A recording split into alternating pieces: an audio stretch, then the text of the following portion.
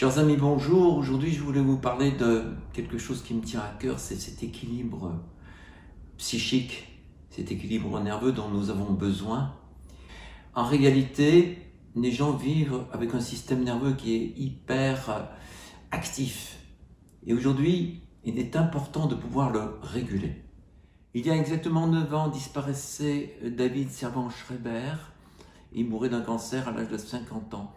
Il a joué les prolongations pendant 20 ans. C'est un scientifique de très haut niveau et qui avait utilisé les méthodes naturelles pour pouvoir prolonger vraiment sa vie. C'est lui qui a introduit en France la cohérence cardiaque. Alors ça, c'est un système de respiration qui permet un équilibre biologique très important au travers du nerf vague. Alors qu'est-ce que le nerf vague? C'est le nerf pneumogastrique. C'est ce nerf qui ralentit quand nous sommes en sympathicotonie. Nous avons deux systèmes opposés, le système parasympathique, nerf vague, et le système sympathique. Dans la vie quotidienne, nous sommes toujours en accélération, c'est-à-dire que le sympathique, c'est celui qui accélère. Et la plupart du temps, nous avons du mal à décélérer et le parasympathique, c'est ce qui permet de débrancher. L'idéal dans la vie, c'est d'équilibrer les deux. Or, actuellement, nous sommes en sympathicotonie. Que fait le nerf vague? Et pourquoi le nerf vague est aussi important? Le nerf vague, c'est le chef d'orchestre qui permet au corps une grande régulation. Il transmet par exemple les sensations cutanées des oreilles. Il permet de percevoir la pression, le toucher, la température et l'humidité sur une partie centrale de nos oreilles. Les auriculothérapeutes savent très bien qu'en stimulant certaines zones, on peut agir à distance sur d'autres organes du corps. Certains acupuncteurs facilitent effectivement même l'arrêt du tabac en stimulant un point précis. Il nous permet d'avaler sans faire fausse route. Il régit les voies respiratoires et les cordes vocales. Une voix rauque ou monotone démontre un mauvais tonus vagal. Il contrôle la respiration. Quand on a le souffle coupé, quand vous vivez un gros stress, le nerf vague vient là pour calmer cet effet. Il contrôle la fréquence cardiaque. Si vous êtes stressé, votre système nerveux sympathique va activer votre cœur, augmenter le rythme de pompage, la pression des contractions dans les deux ventricules, puis une fois le stress passé, votre organisme va se mettre en mode repos et votre digestion va reprendre. N'oubliez pas que votre cœur bat pour acheminer le sang riche en nutriments, en oxygène. Et c'est à chacune de vos cellules que vont se transporter cet oxygène et qui vont se dégorger de toutes les toxines. Le nerf vague est tellement important que j'ai gardé quelques notes pour étayer ce que j'ai à dire. Le nerf vague permet de maintenir la pression sanguine au plus bas, mais souvent c'est le système sympathique, c'est-à-dire l'autre système qui va emballer, qui va faire monter la pression. La plupart du temps, quand nous sommes en hypertension, c'est une forme de sympathicotonie, c'est-à-dire le système sympathique qui va faire augmenter la pression. D'ailleurs, tous les médicaments qui luttent contre l'hypertension vont agir sur le système sympathique et pas sur le système parasympathique. Donc, on va voir comment activer d'ailleurs le système parasympathique pour réguler tout ça. Il contrôle aussi ce nerf vague des fonctions hépatiques. Il vidange la vésicule biliaire. Le nerf vague transporte un grand nombre d'informations importantes depuis le foie et vers le foie. C'est lui qui régit quelques 500 tâches différentes dont ça quitte le foie. Donc, si votre foie est dérégulé, ça vient du nerf vague qui ne fait plus ses fonctions et qui est perturbé par le système sympathique. Parmi elles, le nerf vague contrôle les cellules du foie responsables de la production de la bile et des sels biliaires. N'oublions pas que la bile, entre autres, retient les toxines ayant rendu inoffensives et qui sont prêtes à être éliminées par le tube digestif dans les selles. Il gère les sensations de faim et de satiété. Et si vous avez un petit creux, ça vient du nerf vague. Le nerf vague transmet des signaux provenant du foie, signaux qui indiquent que les quantités de graisse, de protéines, de glucides circulant dans notre corps sont suffisantes.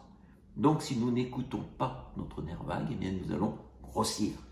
Il gère le taux de sucre sanguin et d'insuline. Donc c'est important pour les gens qui sont insulinodépendants et qui sont diabétiques. En cas de stress prolongé, notre corps se met en état de sympathicotonie, c'est-à-dire en état d'hyperactivité. Il produit alors davantage d'hormones surrénales, en particulier le cortisol, l'adrénaline. Il réagit à l'activité motrice du tube digestif. C'est grâce au péristaltisme que le nerf vague fait passer la nourriture de notre bouche à l'extrémité opposée de notre système digestif. Ces contractions du tube digestif servent également à extraire les nutriments des aliments ingérés ainsi qu'à expulser toute toxique que l'on trouve dans les selles. Ainsi, la constipation chronique comme la diarrhée sont les indices d'un mauvais tonus vagal et d'un péristaltisme insuffisant. Il influence très fortement le système immunitaire. Et aujourd'hui, avec la peur que nous avons au ventre, la plupart du temps, le système vagal est paralysé et il y a des conséquences terribles. Sans entrer dans les détails, le nerf vague permet de contrôler ce système en réglant les accélérations et les freins. Sans ces freins, notre système immunitaire peut devenir fou et se mettre à attaquer les cellules de notre organisme, entraînant des maladies auto-immunes ou cesser de supprimer les cellules tumorales en entraînant le cancer et en laissant la porte ouverte au Covid-19. Il y a une vingtaine d'années, donc, le docteur David Servan-Schreiber introduisait une méthode assez révolutionnaire et vraiment extrêmement spectaculaire, c'est la cohérence cardiaque. On s'est aperçu, il y a peu, qu'au niveau du cœur, nous avions des neurones et que nous pensions avec le cœur. Et ça, c'était quelque chose d'inconcevable il y a de nombreuses années. Et les cardiologues ne le savaient même pas. Et c'est pour cette raison qu'aujourd'hui, ils se mettent aussi eux-mêmes à traiter de la cohérence cardiaque. Et qu'est-ce que c'est que cette cohérence cardiaque? Eh bien, entre deux battements cardiaques, on a un certain espace. Et normalement, cet espace est tout à fait incohérent. Et cet espace de battement est coordonné par la respiration. Il s'accélère dès que nous inspirons et il décélère lorsque nous expirons. Nous sommes dans une société d'accélération qui fait que, effectivement, nous avons souvent des inspirations brusques, des bâillements, des irrégularités qui activent le système nerveux sympathique avec des hormones assez antipathiques comme le cortisol, comme l'adrénaline, la noradrénaline, et qui crée toujours un système d'activité incoordonnée avec une hausse de tension, avec tout ce que nous pouvons voir comme dégâts, comme peur, comme crispation. Alors comment arriver à réguler ça? Eh bien, on le fait par la respiration. Alors, qu'est-ce que la cohérence cardiaque? La cohérence cardiaque, c'est un système de respiration qu'on fait 5 minutes le matin, 5 minutes le midi, 5 minutes le soir. Et qui est basé sur le fait qu'en 1 minute, nous respirons 6 fois. 6 fois par minute. Mais en inspirant 5 secondes, en expirant 5 secondes, sans s'arrêter, ce qui fait effectivement 6 respirations par minute. 6 fois 5, 30, donc ça fait 30 respirations en coordination.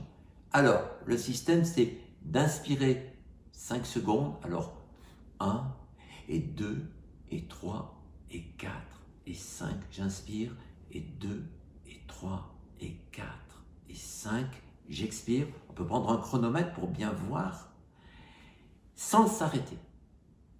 Qu'est-ce qui se passe? Pendant 5 secondes, on accélère, c'est le système sympathique. 5 secondes, on décélère, on ralentit, c'est le système parasympathique. J'active, je freine. J'active, je freine. J'active, je freine. Et là, nous allons avoir une courbe qui peut se mesurer par des appareils électroniques, et c'est comme ça qu'on a pu voir la cohérence au travers des appareillages qui permettaient de voir qu'à un moment donné, le cœur se mettait en cohérence. C'est-à-dire qu'il avait une courbe linéaire qui était quelque chose d'assez régulier alors qu'en temps normal, c'est d'une irrégularité totale. Cela permet, cette cohérence cardiaque, de freiner l'activité du sympathique et d'augmenter l'activité du parasympathique, c'est-à-dire cette activité qui ralentit. Mais parallèlement, les hormones de stress sont littéralement bloquées. L'adrénaline et le cortisol, qui est un véritable poison pour notre organisme, sont arrêtés. Et nous avons une production d'ocytocine. Alors qu'est-ce que c'est que l'ocytocine? Nous allons, avec cette respiration, respirer au travers du cœur. Quand on fait cette cohérence cardiaque, on inspire doucement, on expire doucement, au rythme de 5 secondes. J'inspire, j'expire.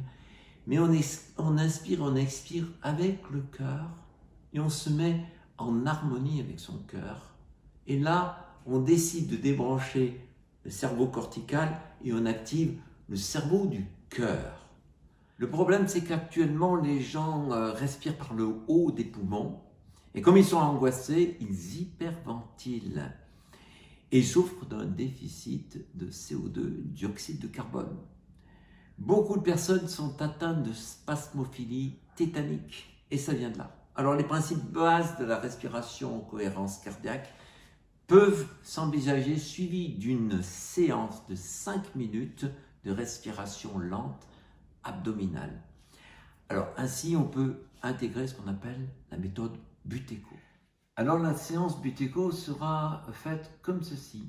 Pendant 5 secondes, on va inspirer doucement et 10 secondes, insensiblement, expirer lentement et retenir la respiration 5 secondes.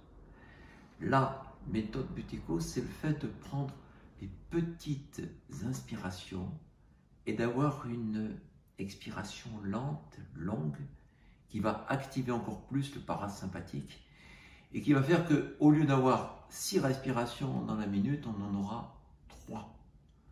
Cette modération de l'inspiration et de l'expiration va permettre de faire monter le CO2 dans le sang et va calmer le système nerveux central. Et c'est ce que l'on va rechercher au travers de cette fameuse méthode Buteyko que nous retrouvons sur le site Acteur Nature et qui a sauvé la vie de pas mal de gens. La tétanie spasmophilique se soigne bien par la méthode Buteyko, mais aussi par la prise de magnésium et de spiruline. Alors c'est important parce que quand on est tétanique, quand on a des problèmes nerveux, le magnésium c'est quand même l'élément numéro 1 et la spiruline qui va renforcer l'activité du magnésium. Enfin, pour activer le parasympathique, on a des plantes comme le coquelicot, le houblon, la passiflore et puis aussi la mélatonine le soir qui permet d'aller dans les bras de Morphée parce que on va dormir calmement et on va apaiser totalement et on va réguler le système parasympathique. Alors, pour terminer, je voulais simplement dire que 3 fois par jour, nous pouvons faire la cohérence cardiaque. C'est un exercice qui dure 5 minutes. Le faire régulièrement, c'est vraiment le grand régulateur de notre système nerveux parasympathique. Et ça va permettre d'avoir les nerfs solides et de ne plus avoir peur du Covid.